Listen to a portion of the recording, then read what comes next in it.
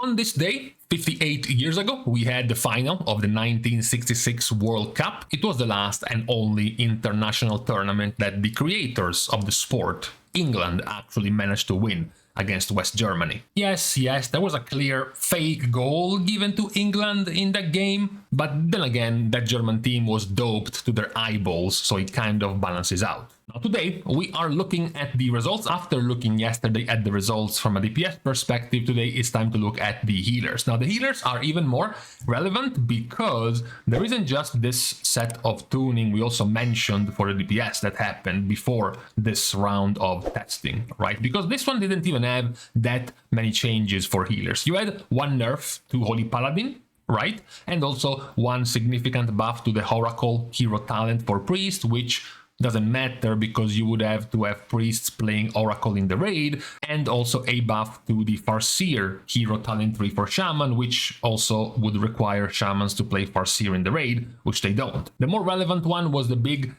shuffling around of the tank rebalancing and the healer rebalancing, which happened 10 days ago, which did bring quite a lot of changes to the healers as well. We had some significant large buffs to Resto Druid, both to their base heals but also for their Keeper of the Grove hero talent 3. That happened. Most of the other healers received multiple buffs to their spells, their single target healing spells in particular, so there was a lot of balancing going around for healers, and you had to wait a while before you could see them in action in some raid testing. Now, before giving the spoilers of the full results, these are the logs, and this time we have two bosses to show, because last time we mentioned when it came to the DPS that there wasn't really any point in showing any of the other two bosses being tested, because one boss, the Silken Court, only lasted for a minute, so who cares? And the other, Algrax, was kind of a meme, because the damage profile of the fight was quite bad to look at for a DPS perspective, but for a healer perspective,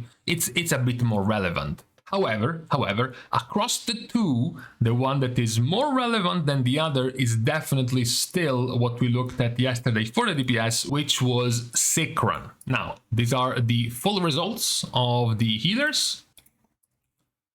As you can see, the reason why Sikran is more relevant to check is because Algrax is practically just the loot pinata first boss. Not just that, but also because it has the lowest raid HPS that has been tested so far. It even loses this HPS, even loses to some of the heroic bosses that were being tested. The amount of spikes in damage, you know, the time where it gets healers excited because they get to pump a lot of HPS with powerful cooldowns, etc, etc. The spikes of Algrax are very, very low compared to Sikran, because Sikran so far has been the highest HPS that has been tested in any raid boss. Admittedly, that's also because it's one of the few bosses where they could be killable. You could fight the entire encounter of this boss in the PTR in the beta testing, so you get to see more of the fight, and it does have very high spikes of damage. It does have very consistent, very high rot damage throughout the fight. If you haven't played or seen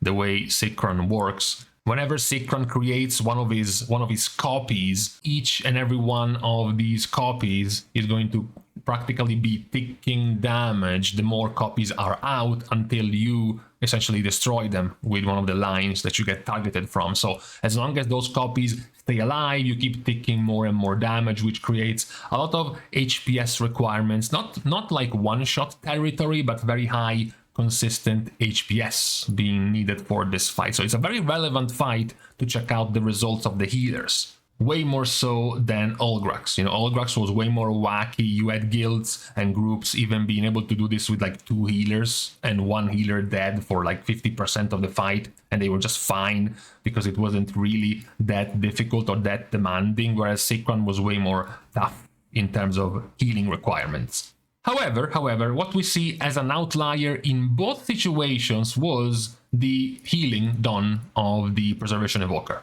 Now, funnily enough, Preservation Evoker was the least played out of all of the healers. We are using the same technique with these logs we use for the DPS, so we are not counting logs where the boss wasn't dead or nearly dead. right? So only the ones that actually matter for the full duration of the fight. And also we are excluding logs or results from certain healers who died halfway through the fight or in any ways just lowered their HPS by too much to be relevant for these results. Anyways, the result was consistently that Preservation Evoker was doing tons of healing whenever it was actually being played. One of the other things we have praised about Preservation Evoker ever since we were looking at just the, the simple heroic testing is that in these results, they were able to do very well with a build, for example, that we have mentioned before, the Dream Breath build with Lifebind and Spirit Bloom. So very, very spread in what you're trying to do. You're not very focused on a particular thing. You're healing with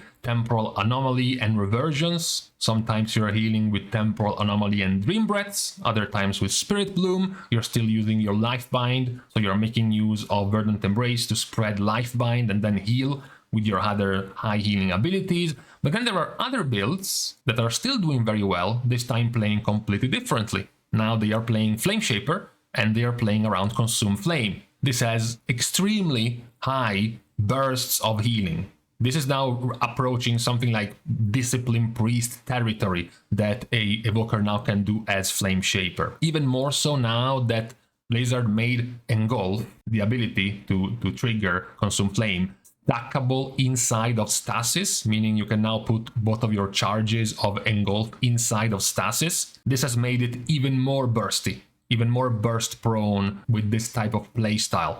And it still works with Lifebind, which means before you do your Consume Flame combo with Dream Breath, you can just use Temporal Anomaly and Echo to spread Verdant Embrace and Lifebind to like 15 players and then explode your Dream Breaths for massive bursts of healing, which is the other build that was being used by Evokers, but not even just the same build, because this other build was just using the typical Echo style with Consume Flame. This one wasn't. This one was straight up using the Emerald Blossom build while still playing with Consume Flame. So Evoker continues to be, we have the confirmation after the balance tuning changes of the last set of changes, the overall best healer in the beta. Not just because of the results, not just because of the HPS. At times you had Paladin or Mistweaver being higher, but because they have one of the highest overall for this last set of testing, the highest HPS, while also having multiple builds, multiple avenues to actually play and do this well. Now after them, the second to third best were the other two specs we have mentioned before multiple times, which were Holy Paladin and Mistweaver. However, ever since Holy Paladin had been nerfed a little bit more over time, and Restoration Shaman had constantly been buffed, even Resto Druid with the latest round of tuning, now we have managed to get a much more evened out and balanced state across these specs. This one for Holy Paladin was the set of testing where they were nerfed again, so not just in the rebalancing of the healers, but also in this latest set of tuning, they got their single target heals nerf. The spec, as we mentioned, can play multiple different ways because still of the power of their Holy Shock. So you can have builds where they are doing only Holy Shock as a single target ability and only Light of Dawn as a spender. Others, they are using Holy Shock, but they are using Eternal Flame and Light of Dawn in somewhat equal measures. You will find other logs where they are using only Eternal Flame and ignoring Light of Dawn. There are going to be some logs where the Holy Paladin is ignoring completely Crusader Strike, and then there are going to be other logs where the Paladin is going to be using Crusader Strike. So it does have quite a lot of variety in the way they play, not to the extent of Evoker. Because the variety of play in Evoker actually means playing different abilities, different spells, different rotations. In the case of Holy Paladin, we're talking about one spell. Talking about, are you using Eternal Flame as a spender, or Light of Dawn as a spender, or are you using Flash of Light once in a while, or are you using Crusader Strike in melee range? So the slight differences of Holy Paladin are not as big as the differences of Preservation Evoker, but the result, again, to prove how powerful they have been, even after 15 sets of nerfs, they are still one of the higher performing healers right now. So this was not very surprising. Same goes for the results of Mistweaver. Mistweaver hasn't really been touched or particularly buffed or nerfed in any direction, so their performance has remained very stable. We can definitely call it the stablest healer in the beta. Because Resto Shaman went through a rework, Paladin went through several sets of nerfs, Preservation Evoker has been buffed multiple times, and also massive changes in their playstyle and their power with their hero talents. Restoration Druid has been buffed massively. You also have two pretty impactful hero talents in terms of power for Discipline and Holy, plus they need to be buffed a little bit more, whereas the one that really wasn't changed much was Mistweaver. Even in their playstyle right now in the beta, if I were to show you their total healing done, most of what you see here without the little Chinese scribbles seems very similar to what you are already doing in live. Besides, of course, the extra cooldown you now have with Celestial Conduit as your hero talent. The one that has changed more is Resto Druid. The other one of the spec that was perhaps like buffed overall the most. They have been given massive steroids to practically all of their heals, in particular their single target heals, and in particular at this point regrowth. I know it seems weird. We are used, when you look at the casts of Resto Druid, to see this massive gap between rejuvenation and everything else. This is not the case anymore. I mean, it's not nearly as bad as what we're used to when we look at the amount of casts, because of how powerful Blizzard has consistently made regrowth over time. At this point, you have a cast of regrowth averaging, almost 600,000 compared to the 660,000 of Reju.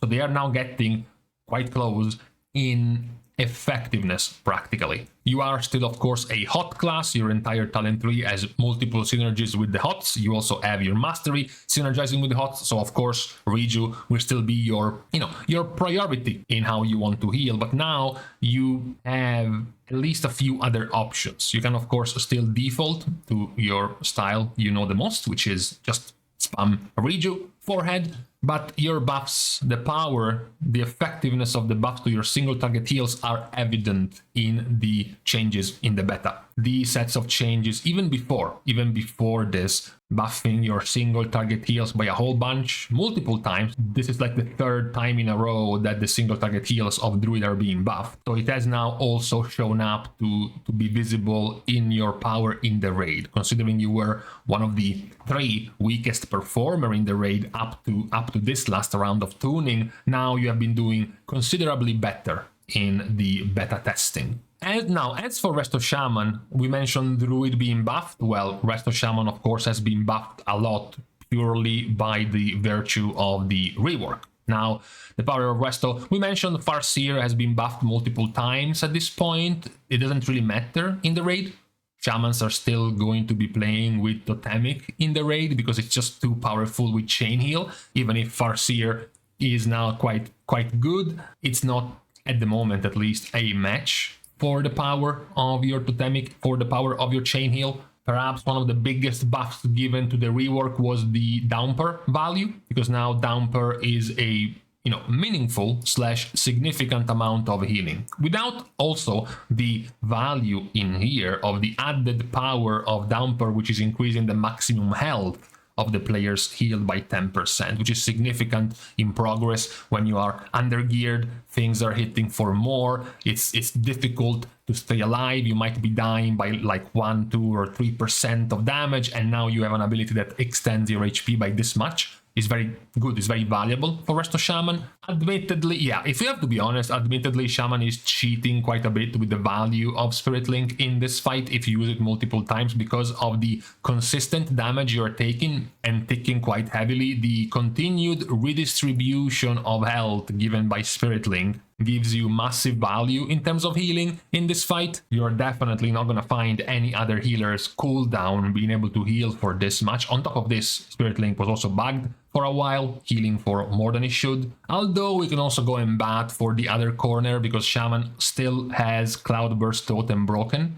So if you see, all of these logs are not playing with Cloudburst, because Cloudburst right now practically doesn't work. So they would also be missing a significant chunk of healing for burst window, heavy damage window, because they don't have the burst cooldown they can use in Cloudburst. An extra note, I know it doesn't matter much, but if you're talking about the very small percentages, Shaman was also given practically a 2%-ish healing buff, simply by being given Stone Bulwark Totem. Because Stone Bulwark Totem is an absorb shield on yourself for about 3.2, 3.3 million healing every 3 minutes because of the amount of absorbs you will get over the entire duration of this totem. So this is also going to translate into actual healing, right? Because you're absorbing damage taken. So this defensive, which is what you care about, of course, can also translate to roughly 2% more healing in a raid environment. Definitely not necessary. Of course, Resto Shaman would have done just fine without the extra 2% healing of that defensive. What we are left with is something we have been left with at this point ever since we started checking up on the results of the healers in the testing, which were Discipline and Holy Priest. Now, if we have to be honest, this looks much better than what we have been used to with the healer logs, right? Remember when we first started checking up on the healer logs, the gap between the bottom and the top, we're talking about the 30 to 40+ % range of difference in healing. 20% difference on a good day. Okay, you had, some almost 1 million healers and then down to 800,000. That's like almost 30%. That's 25% less healing, even if you're looking at the recent mythic results. So, for example, mythic Rashanan of just the 10th of July, so 2 weeks ago, the gap between the two at the bottom and these guys over here was again in the 20% up in terms of difference. So this difference was massive. Now though, after the set of tuning, which nerfed a few of the specs plus the changes to the healers given 10 days ago, now the results are much closer. Like, we have selected them as being the worst performer, but the worst performance here is barely 10%. It's barely 10% lower than these results. Of course, Evoker at this time is just a complete outlier, but for the other ones doing well, these results are very, very close now. They are definitely still the weaker ones in terms of results, but not nearly as much of a what the hell is going on, why is it so weak type of result. Also, interestingly enough, most of the buffs given to the specs was to Oracle, and they are not playing Oracle. At the moment, Holy Priest is continuing to play with Halo, and why not? Halo is just a massive amount of passive HPS throughout the fight, and Discipline at the moment is continuing to play with Voidweaver, even after the multiple Voidweaver nerfs. So even with the biggest of the buffs given to the priests going to a hero talent that they are not even playing at the moment, the results have gotten quite a lot better than they were before. Right now, they're not nearly as much in a laughing stock category. Even Discipline Priest, which was lagging even further behind, now their performance is much more respectable. We have talked about this as well. I'm not trying to excuse this, but we mentioned that Discipline Priest was amongst the harder one to get used to in testing because it requires more setup, it requires more precise use of your add-ons, of your weak auras, understanding the timings of the fights, because you are a very heavy ramp type of healer, which means you need to be able to do these. You need to understand how to use these to actually get good healing, right? If you look at a Mistuver Monk, their healing is just all over the place. Even a Resto Shaman, their healing is all over the place. But if you look at the Discipline Priest, you need to have more knowledge of the fight to pull these off. So obviously, in a PTR testing or beta testing where you only have an hour per boss, it would have been more difficult for Discipline Priest to do well. But the deeper you go into the beta, the more add-ons and weak auras start working, and the more you get to test the same boss again and again and get more used to the boss, it was perhaps more logical to see Discipline Priest start doing better, even without, as mentioned, practically being buffed. It's not that this is happening. Unlike Resto Druid, which has been buffed multiple times to get to this point, in the case of Discipline, they haven't actually really been touched that much. So it is good to know that after this latest round of tuning, we actually have now one of the closest gaps between the performances of healers that we could have asked. Very, very close to each other. At the moment, practically all of these healers, -1, are within 12% of each other. We mentioned also that the buffs given to Preservation might have turned into a problem, especially the Stasis, Stackable, Engulf for Flameshaper Evoker, and also the Lifebind, now also working with proc effects, would have also been very powerful. Now we are seeing the effects of these results. I also mentioned that Evoker would have been nerfed, at least a little bit, because of the power of these effects now working for them. But even if they were to be nerfed, much like Holy Paladin has been for a while now, their performance would still be very high regardless. For now, these have been the latest set of results from the latest set of raid testing in the beta of the War Within. As usual, you will find the link